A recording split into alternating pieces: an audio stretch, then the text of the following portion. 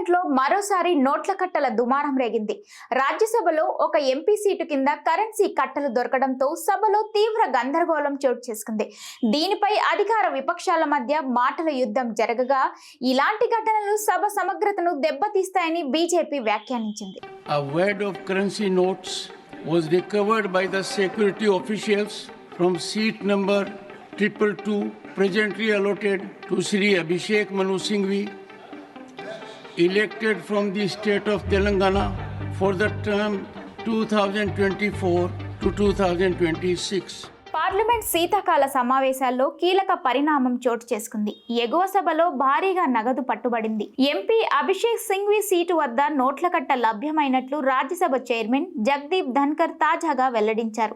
సాధారణ భద్రతా తనిఖీల్లో భాగంగా గురువారం సభ వాయిదా పడిన తరువాత సెక్యూరిటీ సిబ్బంది తనిఖీలు నిర్వహించినట్లు చైర్మన్ తెలిపారు.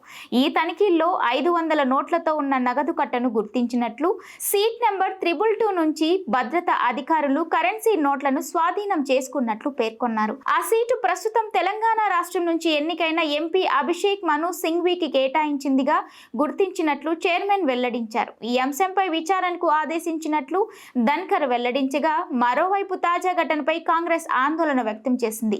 ఈ అంశంలో సింఘ్వి పేరును ప్రస్తావించడంపై మల్లికార్జున ఖర్గే అభ్యంతరం వ్యక్తం చేయగా, ఖర్గే వ్యాఖ్యలను పార్లమెంటరీ వ్యవహారాల మంత్రి కిరణ్ రిజిజు తప్పుపట్టారు. పేరు చెబితే తప్పేంటి, ఏ సీటు వద్ద నగదు దొరికిందో అక్కడ ఎవరు కూర్చుంటారో చైర్మన్ చెప్పారు. అందులో సమస్య ఏముంది?